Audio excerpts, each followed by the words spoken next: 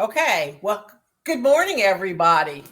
It's so nice to see everybody. I'm sorry for the delay. We're all book people. We like pencils and paper and things that we can touch. The technology is not our friend all the time.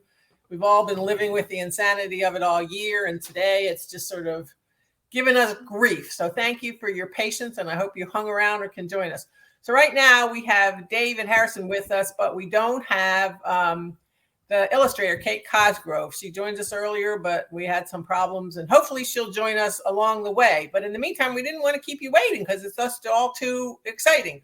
So welcome, David, to the virtual BookMark. We're sorry you can't be here in person. You're in Missouri, and apparently it's hot there too. It's going to feel like over 110 here today. So we have the water, so that's a good thing, and everything's air conditioned. But I want to talk to you about your book, and hopefully Kate will join us because the illustrations are just fantastically amazing. And I'm going to hold it up real quickly. It's kind of shiny, so you're going to get that sort of shine thing going on. But the thing that's so cool about it that strikes you first off is it's not a regular kind of book. It doesn't open like a regular kind of book. It opens like this, vertically, top to bottom. I should pick a page that's got a picture instead of just a blank page. So that's a unique format, and I think it works perfectly for this book because it's about dirt, what's above and what's below, and so you have this logical break on the top of the book and the bottom of the book. But how did you come up with that? Because that is just brilliant. Well, I wish I could take credit for that. You can, she's not here. Okay. Yeah, Kate, you didn't think of that. I did. I guess it flowed from the idea of a magic elevator. And when I was approaching this subject 7 years ago, when I started it, I was trying to imagine how an artist, when you're a writer of a picture book, you need to learn that you have a partner whom you may or may not ever meet, but a real partner who is going to contribute mightily to the success or failure of this endeavor, of this project. So, and I've been at it. You can take one look at me and guess that I have been for a long, long time. And I've met a lot of delightful partners, artists through the years. And Kate is certainly a shining example of what happens when you trust your partner and you think of him or her while you're in the early stages of what you're doing. So I wanted to write about what's down below us, what we walk on. By profession or by training, I'm a scientist, a biologist.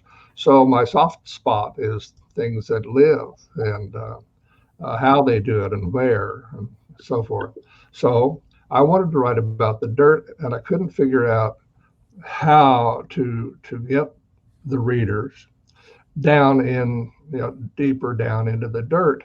You'd almost need an elevator. Ha ha. Well, many, many years ago, a brilliant scientist, theoretical astrophysicist named Albert Einstein, one of the most brilliant people who ever lived, when he was trying to puzzle about space travel, time in space, he, in his mind, developed a magic elevator. And in that elevator, which was descending down through space, he had a laboratory set up in his mind, and he could run experiments and so on.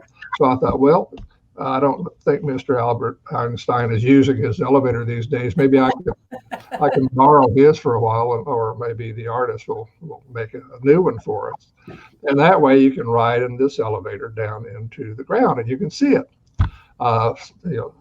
First floor, second floor, third floor, so forth. And that's how it happened. So when Kate Cosgrove eventually, years later, was selected to be the artist for this project, she saw that as a way to get more illustration into the page. If you fold it down from the top, then you're looking at a lot more space. It's the same size, but you're looking at a lot more space allocated to the illustration. which is perfect because you're going down. And so the book suddenly takes that shape of going from top to bottom, from up to down. And so I love it. And I don't know whether Kate did that or whether the publisher, the editor, might have. So I'd be curious. I hope that Kate comes along here in a few minutes and we can ask her that question, because it really does wonders for the book. Oh, I just see a note from her that says she's here now. So, you know. Kate did it. Somebody who knows her sounds like they really said Kate did it. So we're going to give Kate all the credit. Marcia Cosgrove. So I bet there's a relation there. I bet there's a relation, and she knows that Kate did it. So we'll give her full credit. I want to back up for a minute, though, David, because I don't know that everybody understands that you write the text and that somebody else does the illustrations and that you don't get to pick that person. I don't think that most people understand that process, because when they think they're a kid's book, you know, they did the pictures and they, you know, did the writing. So explain that a little bit. The way it works 99% of the time is that some bloke like me, I'm sitting over here in Springfield, Missouri. I get a brainstorm. I wonder if there's a book in it. And you mull that over for a while, because it's like getting not married, but I mean, you're going to be very tied to this idea for some time to come. It'll be weeks and months and maybe years. And in this case, as I said, I started this thing 7 years ago. So finally, you get to the point where your finger starts itching. You know you're going to do it. You're about to get committed here, and so time passes while you do your drafting and all that goes with the actual process of writing and rewriting and so forth. And then you begin to show it around, and in some cases, a story manuscript may go out dozens of times before you actually find someone who wants it. And it doesn't necessarily mean that your manuscript isn't any good. It could. It could be that you're a terrible writer. I have written some really awful things. But basically, it's finding that place, the editor out there somewhere who happens to like your idea right now for some reason, which you may or may not even know about. Maybe she just came out of a meeting down the hall and they said, you know, what we really ought to do is publish more books about natural science or whatever. So I finally found, well, in this case, it sold immediately, but to the editor at Holiday House, Grace Macaron. Grace bought it immediately. And then waiting that goes with bookmaking began. And eventually she sent me a note and said, you're going to be thrilled to know that we're putting you with Kate Cosgrove a second time. Kate and I did a book 2-3 years ago, I guess, called And the Bullfrogs Sing. And if you see that book, and it's done very well, it's been recognized, and I'm very proud of it. And so that was my first encounter with Kate, and she just has a way with this sort of thing. I don't mean that she's not good at anything else she does, but she really has a knack for this kind of subject, and it's just exceptional. So in this case, I knew Kate, but in neither case did I get to pick her. You know, that comes from the artist, rather from the art director if it's a larger company, or from the editor if it's a smaller company.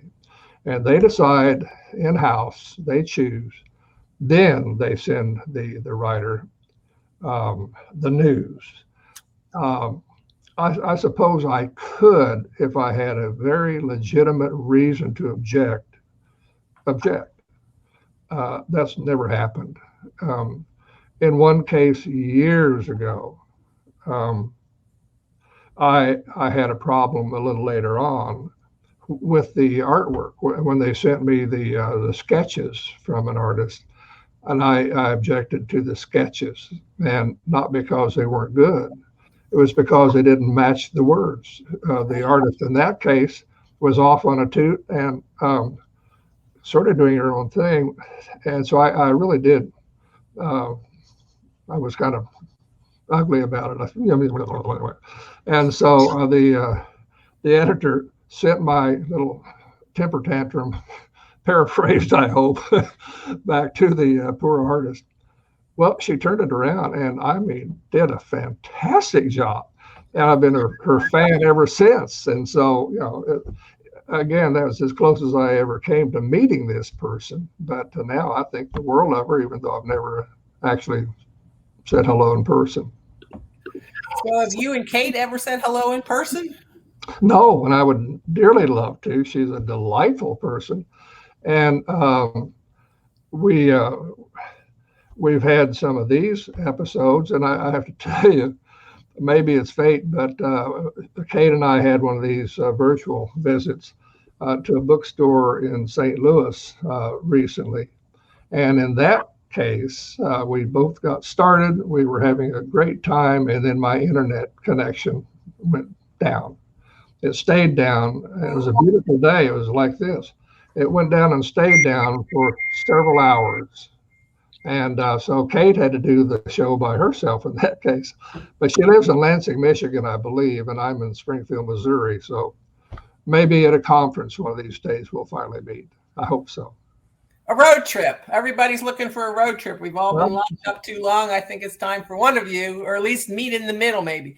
Meet at the BookMark. That's the perfect place to meet everybody. It is. Right. Everybody knows that. Right. It's only 111 degrees today. No reason not to come to Florida. Well, look who's here. Cat ears and awe. We've been talking about you. Have your little ears been dirty? Well, thanks everybody for their patience. Kate has finally joined us and she can tell us a little bit about these decisions. Somebody stood up for you and said, Kate did it, that great vertical idea. So tell us how you came up with that. It was because of David's elevator. So in the beginning of the book, it talks about taking this magic elevator into the middle of the earth. And that's such a great visual. And so I was like, but an elevator, it needs somewhere to go. And so I did like an early sketch of it, which I have right here, where it was an actual like real elevator looking situation. But then I was like, well, that doesn't make sense either, because why would there just be this, actual thing out there that's magic? So I turned it into a tree. And let's see, what page is it? So it ended up looking like this, the magic elevator into the earth. Right. So it was a lot to do with that particular piece. And then I was like, the whole thing should just be tall. And so then it was very cool and let us do that. Well, I just thought it's the first wonderment of the book. It's so exciting when you see it and you go, no, that doesn't work. And you have to go like that. And it makes so much sense, the above and the below. It's just, makes your eyes pop and dazzle and smile. So thank you for that. It works very well because the way that David wrote the poetry too, there's like, he talks about both the life of the animal above earth and then what happens below. And it needed that like separation, I think, visually. Well, it works perfect and the illustrations are exquisite. So now we can talk about you to your face. And thank you for your cat ears and for your patience and finally getting hooked up with us. So how does it work since you've never met? Did you just do all of this online or what? So usually what happens is I will get his manuscript when he's mostly done with it. It's mostly edited and ready. And then I go through and I do little like thumbnail sketches, little tiny quick sketches. And then I go back through and just redevelop them. With the nature of these books, because they are science-based, this one and the last one that we did together, I'm doing a lot of like research, which is very fun for me because I love animals.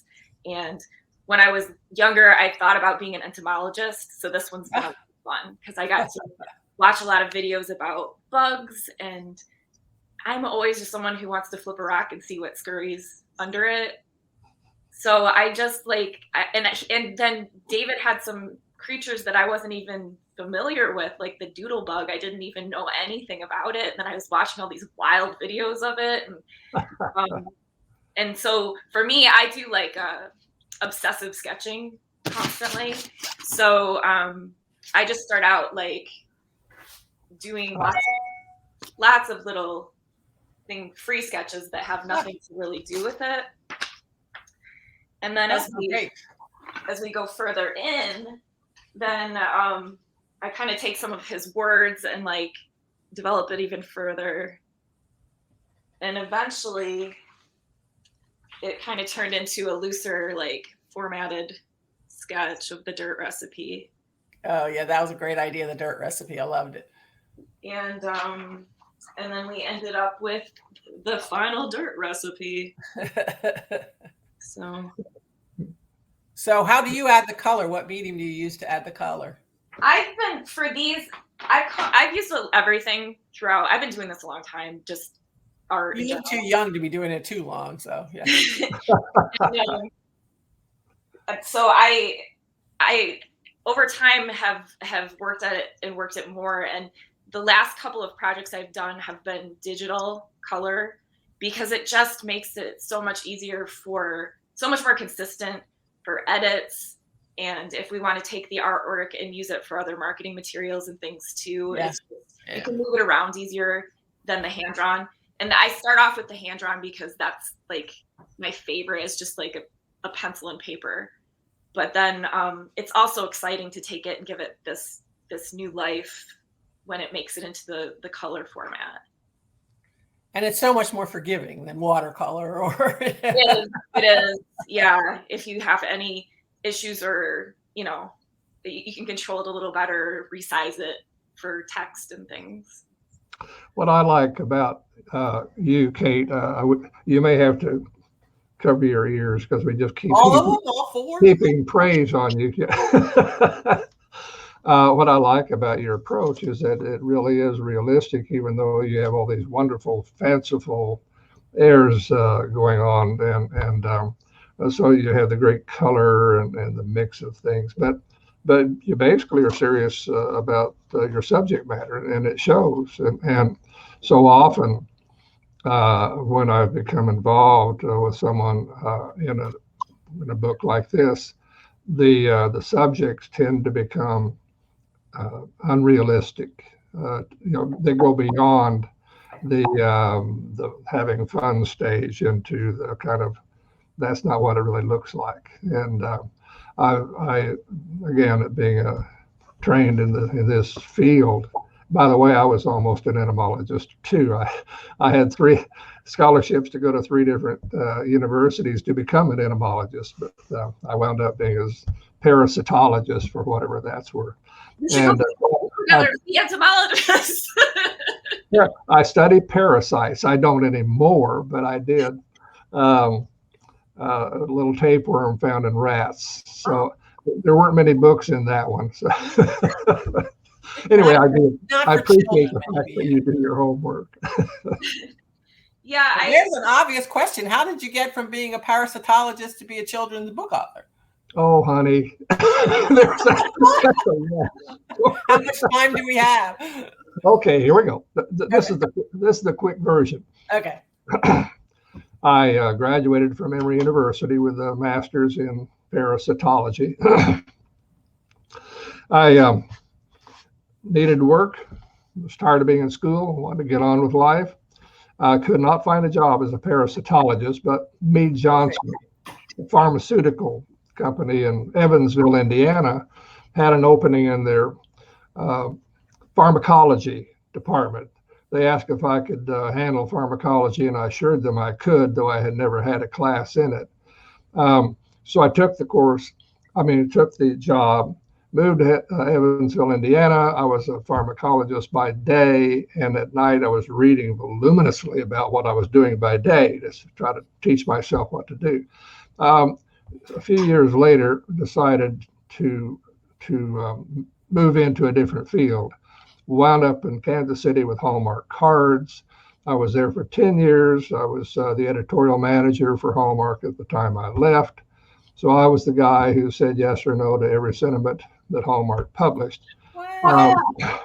And my father called me from Springfield, Missouri, asked if I would consider moving back home to take over the concrete block manufacturing company that he had started in 1945. So of course I said yes. And so Sandy and my wife and I left Hallmark, moved to Springfield, Missouri. For 35 years, I ran and owned a concrete block manufacturer company and added a half a dozen hardware stores to it. She and I bought a gift store, so for a long, long time, until just 2 years ago, we owned that. She ran it. I just did back office stuff. But all those years since my senior year in Drury, undergraduate, is when I started writing. So writing has been the thread throughout my life. But I've had 3 other quite different jobs over the years. Now, aren't you sorry you asked? You two really are simpatico there. So Yeah. So when I finally did retire from the day jobs in 2008, I was finally able to work full time as a writer. I'd done all those years late at night or early morning and both. But starting in 2008, I worked from 6 a.m. to 6 p.m. So I was putting in 12-hour days, 5 days a week, and loving every minute of it. Then when Sandy retired from the gift store, I had promised her I would cut back, and I did from 6 a.m. to 1 p.m. So I work 7 hours a day these days, Monday through Friday, and then I sneak write. Some women may have to worry about what their husbands are doing and where they're doing it. Sandy just has to look in the office, and there I am, just hanging away. So what's your story, Kate? How did you become an illustrator? Clearly you're an amazing artist, but from entomologist to entomologist wannabe to illustrator, that's a leap as well. Never quite made it to the science side. I grew up in a family where everyone is just some sort of artist. Either they're a seamstress or culinary arts or vocal, or and even we have a lot of fine artists and photographers. So it was just kind of always around, and it wasn't really special. It was just like, that's just it's in our blood. We just do it. And so I've always been just a furious drawer. And when I was in 4th grade, we did that Young Authors Conference program where they have the authors and illustrators come into your school and talk to you. And we had to make our own books, which I did. And we ended up meeting with these illustrators and authors, and they would do story times with us. And this one illustrator, and I still cannot remember this woman's name, but she was so funny and she was so cool, and her art was so beautiful. And I just thought, I want to be her. That's just the coolest. And I ended up, my book that I made got accepted, so I got to go to the conference. And then it was just a full day of different breakout sessions where they had storytellers. They had this one lady who was doing like folk tales and drums and stuff, and she had like candles lit and was playing drums and doing story. I mean, it was wild, and I was just hooked. And so I ended up doing art pretty seriously all through high school. And then I went on to Michigan State University, where I got a graphic design main degree and fine artist painting minor. And those two have made a really nice marriage, because I get to do the digital stuff for the publishing stuff, but it starts from a very fine art place. And I've just been working at it for, I don't know, since 2001, and just submitting things and getting terribly rejected. And then eventually I was able to hook up with my agent. We've been together, I think now 10 years. And then we ended up ending up with Grace, our editor. And it's been so much fun. Well, we're glad you did. And isn't it exciting to think that you could have the same effect on kids now? I mean, there are kids watching this, you go into schools, and they're going to get inspired to draw and to write and to be an author and an illustrator. That's a great gift to give. Yeah, I hope that it's just part of the the cycle of whatever the magic is behind all this. Well, it is magic. So how did you pick, I mean, Doodlebug, you know, people have been called Doodlebug as a fun little nickname, but how did you pick the critters that you decided to put in this wonderful book? Well, I just know them. And this is part of my own background. I don't know that I ever dated one, but I've known about doodlebugs for a long time. Plus, I start from scratch every single time, even if I've written 3 or 4 books about caves. I've been in caves all my life, but I still start from scratch every time to do the reading, because even something as slow going as a cave produces new information from time to time. So you don't want to ever go in with stale information. So in this case, I began to I began to look for books and background material on things that live in the ground. Almost nothing in this book lives in the ground all the time. Of course, a lot of these things just burrow in to have their babies, their young, or to winter, or that sort of thing. But fair is fair. If they're in the ground, we get to count them. Plus, I wanted variety, and so a fox is a lot more exciting than a grub, and so you have them both in there. Not another grub. So I made a list. Almost everything I do starts with a list. At some point, I've got to get down the possibilities, and so the doodlebug was just one of the possibilities, along with ants and centipedes and so many others, and eventually the book has to be organized. In the case of the bullfrogs that Kate and I did, that was a single species kind of thing. What happens in the life of a bullfrog? Right now, I'm watching some toads, tadpoles, just growing their legs and leaving the pool in my backyard. I've been watching them for weeks and weeks, and I've been rescuing some of the young toadlets who keep hopping into my swimming pool and drowning if I don't find them and get them out of there. So one book I did had I had to choose 4 species that spend their time in the air, 4 on land, 4 in the water, 4 underground. You have to find some structure. Sooner or later, an artist is going to have to deal with what you do, and you need to be organized in some way that he or she can follow and can find something to draw a picture about it. So there are a lot of considerations before you make those final choices. So I thought this one turned out okay. And I think it's interesting that you did it with the illustrator in mind. I don't, even though you didn't know who the illustrator was, you knew that someone had to pick up that mantle. Right. Some of the surprises, I mean, we know that ants are underground, but foxes, I wouldn't have, so that's part of the fun of dirt as well, is that they're the surprises of animals that we don't think about. Yeah, I have a shriveled up mummy of a lizard in a jar a few feet from me that I found when I was a boy in Arizona, and there was an Indian reservation not far from where we lived in Ajo, and found that lizard already dead and dried up in the sun. And so the boys I was playing with found this jar for me to put that lizard in it, and I've kept that all these years, and I'm quite sure I had some reason for interrupting you, Rona, but I have no idea now why. But it's a good idea to have a lizard, Yeah, and I don't feel the need to see it though, so that's okay. Okay. Good. So I found the lizard because we were digging in the dirt for coyotes. They had the coyote den nearby. Yes, I finally thought of it. There you go. Things that live underground that we don't think of or live underground.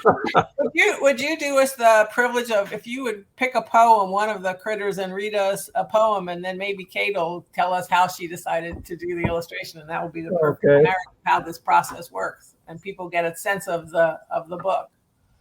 Well, here, since we talked about the doodlebug, why don't we just do that one? Kate, I love your doodlebug. That's a good-looking doodlebug. He's scary. He's a scary it is a scary thing. And in the back, I don't know if we've mentioned it or not, but so frequently when I'm writing poetry, I have to focus on maybe one or two aspects of the life of this subject. But to flesh out the rest of the story, I'll write in the back of the book about each character in the book something a little bit more. It'll be in prose. And so in this case, the doodlebug,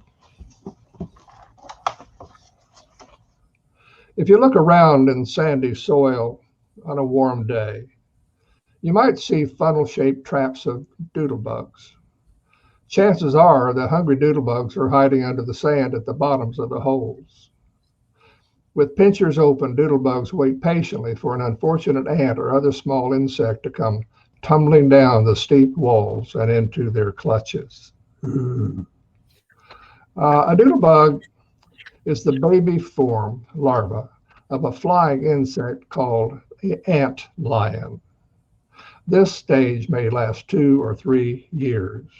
So it tells you that the doodlebug is really the larval form of something else. So then we get to the doodlebug. And this is what I chose to write about in poetic form. Doodlebug, one-way ride. Doodlebug, doodlebug, fashions a funnel, so innocent looking, yet be there no doubt about all of the ants that will come slippy sliding till doodlebug greets them and none will get out. So amusing unless you're an ant. It's all a matter of perspective. But so you can see that, of course, in this case, in most cases, the poem actually comes first, but that's fun to read, but it doesn't tell you everything I want you to know about the doodlebug. Well, that's what's so amazing. Before I get to Kate and how she made this seemingly scary doodlebug, is that you managed to take a book and make it fun and educational and exquisite looking. That's really an accomplishment. I think people who look at this book, Dirt, will just be thrilled by that combination. So you can find it on all different levels. Yeah, thank you. I've been publishing books for a long time, more than 50 years. But I didn't do poetry at first. I did a lot of fiction. I think I've done something like 40 or 45 books of fiction.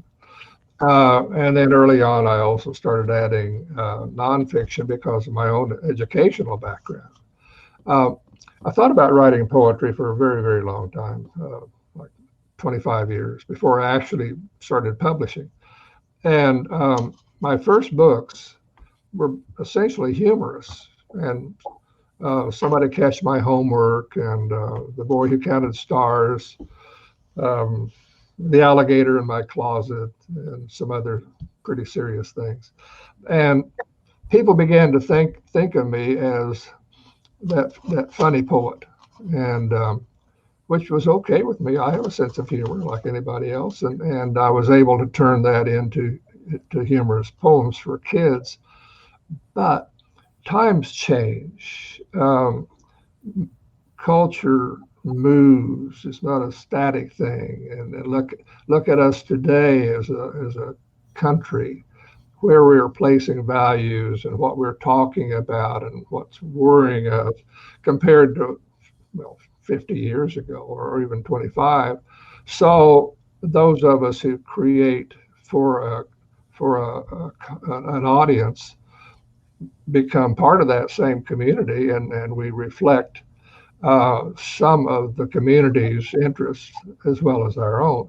So I lost my sense of humor somewhat, and that worries me a lot. It worries me to the point that I'm considering going back and pulling out some of my early funny stuff and seeing if I can sweet talk some editor somewhere into doing a collection of my funnier early work. If not, I might even self-publish it. Kate, I don't know. What do you think? I've done one book self-published on Amazon. Nobody cared, but I had the satisfaction of doing it. I might do it again.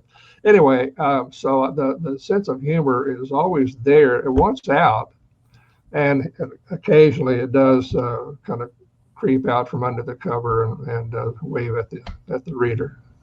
Well, talking to you personally, I don't think you've lost your sense of humor. So So Kate, I could see your mind when he was telling you all these stories. Oh, what would the boy looking at the stars? What would that look like? Your mind was just going, I could see the wheels going, your little ears are twitching. Yeah. So how did you come up with the picture of the doodle bug, since that's the poem we got to hear? So the doodle bug I was not familiar with. And I looked up a bunch of photos and I was trying to get a sense because this one is there's so much movement in what the doodlebug accomplishes, because it's building a trap, it's building these traps that are almost like tornadoes in the ground kind of, and it's doing it in such a like, I don't know, like horror movie way almost. And I'm a kid from the 80s, so we had fears of like quicksand and stuff. Quicksand was like a really big theme in the 80s. And so it made me think of like when I was a kid and I was so worried about going into the woods and falling into quicksand. And now you have on this micro scale, this little antlion with its horrific bitey face and its hairy legs, and it's making these like basically sand traps so that it can eat the ants. And so I had to go through and like count all the legs and make sure that I had everything. I drew so many pictures of the doodlebug just over and over and over again, but ultimately I watched a lot of footage on YouTube of just tiny little videos of it striking and building and spinning in the sand. And it was just like, it was exciting and terrifying. And then I like humor too. So I wanted the ants to, they're scared, but kind of funny. Yeah, I think you empathize with the ants personally. I do. But I mean, I admire the doodlebug because the doodlebug's got to eat. and I like that he's so industrious. But yeah, this one it's like, that's what I love about science. Like science just, it doesn't play around. It's just, they got to eat, they got to survive, they build things to eat, and that cycle, and it's so fascinating, it's so harsh, and it's so beautiful, and it's so cool and exciting. So well, my daughter's a scientist. She would be thrilled to hear that. I'll make sure that she hears you say that. And you making science so fun. I'm going to invite people, if they have questions, now's the time. If you want to, type in a question, and we will make sure that David and Kate get it and get their answers. Is there anything else that you want to tell us about the book or the process? I mean, I just think it's such an amazing book that combines so many things, and so many kids on so many different levels can find something wonderful in it. If you just like pictures, or you just want the poetry, or if you want to be the junior scientist to learn all about the bugs and the critters that live under your feet. It's kind of fascinating to think that you're walking and that underneath there's this whole life going on that you may not think about. Now you'll think about it when you're just tromping along the dirt, even though it's such a small part of the world because we're mostly water and ocean. So yeah, well, on the back padding side, Kate and I are both very pleased that there's a recent blog article by someone who was writing for the School Library Journal, where this book was chosen as one of the her 8 top favorite books of poetry published this year. That's always a thrill for the creators, but it's especially, for me anyway, it's especially satisfying if it's a nonfiction book. It's hard to capture kids with something that is basically true, basically nonfiction. Kate, as the artist, of course, has to bring to it that extra special something that makes the reader just look at those pictures and turn the page and go back and forth. And as the writer, I have a similar challenge to make what I choose to say come alive and seem interesting. So for this book to be chosen as one of the 8 best by someone who's in a position to make good choices, we think, is very, very nice to know. And writing nonfiction is kind of the thing these days. I don't want to get off on a lecture, but But I think we are losing out. There aren't enough, in my judgment, there aren't enough good fiction books being written in a sort of a national need to tell our kids everything and all at once. Here, this is the way the world works now. Don't forget that. So it's hard to find a good, just a plain old-fashioned story that stirs the imagination and allows kids to use their imagination.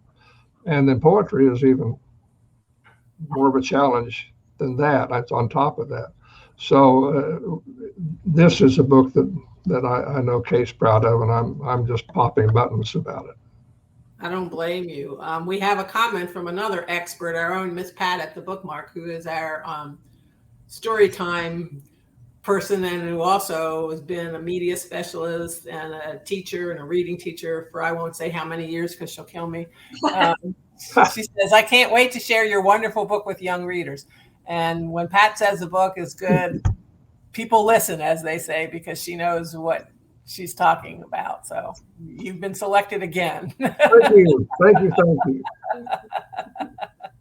And how about you, Kate? Anything that you want to add or inspire a new illustrator out there and a young artist?